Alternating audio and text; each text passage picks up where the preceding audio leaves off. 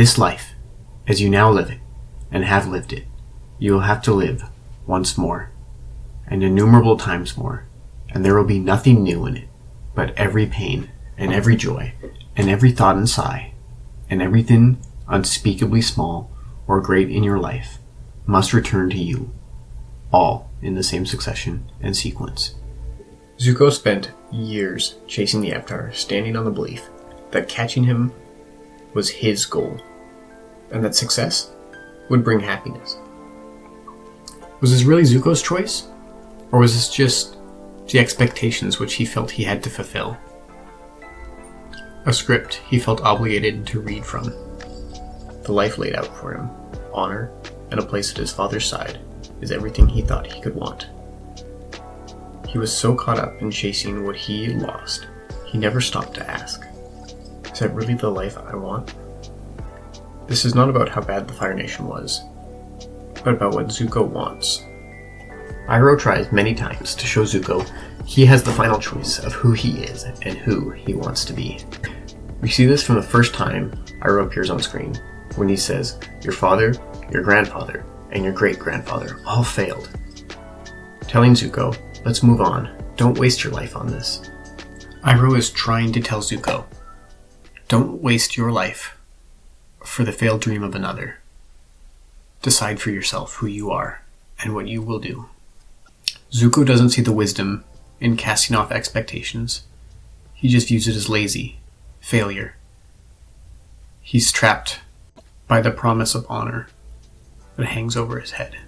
We see that Iroh has already realized his life is his own. He understands that his choices and his peace are his own to define. Meanwhile, Zuko is still trapped within the narrow walls of what his life has been so far. He can only see Iroh as the fool for enjoying the moment, blinded to the fact that his uncle is actually inviting him to see a much larger world. We see the same dynamic again when the two arrive in Ba Sing Se. Our new place to look nice, in case someone brings home a lady friend. This city is a prison. I don't want to make a life here. Life happens wherever you are, whether you make it or not. This is Iroh, actively reclaiming his agency. Even in a city where he is technically trapped, he chooses to make his life beautiful by living it on his own terms. Even his job at the tea shop is a quiet lesson to Zuko, a demonstration of what it looks like to follow your passion. And that passion shines so bright that Iroh is given the opportunity to open his own shop, an opportunity he claims without a moment to waste. This is his life, and he will live it the best that he can. I am still struggling to learn that lesson, how to live on my own terms and actively make my life my own. Like Zuko, I feel locked out of the life that I wanted. I'm not a Fire Nation prince, but I spent years believing that if I just captured my own avatar, my software degree, I'd finally have honor, I'd have the career, the respect, the life, I would be happy. Instead, I find myself working for $20 an hour at a local grocery store. My degree, more like an anchor, dragging me down as I send out hundreds of applications. I was so busy trying to claw at a specific future that I neglected the life that was actually happening. I was creating a life as lonely as Zuko's ship, trapped by a script that smothered my spirit. I was so busy waiting for a chance to prove I was worth something that I forgot I could just be something. But like Zuko, I have people I love, family to guide me, just as he had Iroh and his wisdom, that same wisdom that has finally started to mean something to me. One scene I think back to a lot is a scene in which Iroh challenges Zuko to consider what he wants, not anyone else, but Zuko himself. I know my own destiny, Uncle. Is it your own destiny? Or is it a destiny someone else has tried to force on you? Stop. It's time for you to look inward and begin asking yourself the big questions. Who are you? And what do you want? It was these questions that allowed me to start to realize I was so focused on chasing one thing, I stopped looking for other options. I had stopped enjoying life, in search of a dream that in reality was a destiny as limiting as Zuko's honor. It was a script I was following, not something I wholeheartedly loved. Zuko and I diverged slightly because he actually achieved the dream that he was seeking. He got the honor, while I'm still chasing my own. But we both started to see the emptiness in these lives. Zuko finds that his heart wasn't in the approval of a father who rejected him, but in the love of an uncle who cared about him. Zuko, the person, not the cog in the machine. Similarly, I'm finding that I'm not just a programmer. I have more to add to the world than that. I enjoy creating and connecting with people about the things I love. In this case, Avatar. When Zuko makes that heartfelt choice to be himself, to leave his honor behind, he becomes something amazing. He finds friendship with the gang and the true meaning of firebending, beauty, and creation. Just as he did, I hope to find a life filled with beauty by chasing what I love. And I hope you can start to find your path too, even if it's just small steps of the path, or even just thoughts. Start looking for ways to be more true to yourself. And be sure, this is not to demonize the setbacks or bemoan the trials. Everything Zuko faced and overcame guided him, made him who he was. As Nietzsche says, every pain and every joy returns to us. It isn't about having a simple life with no pain. That's not realistic. And some would even say it's not worth living.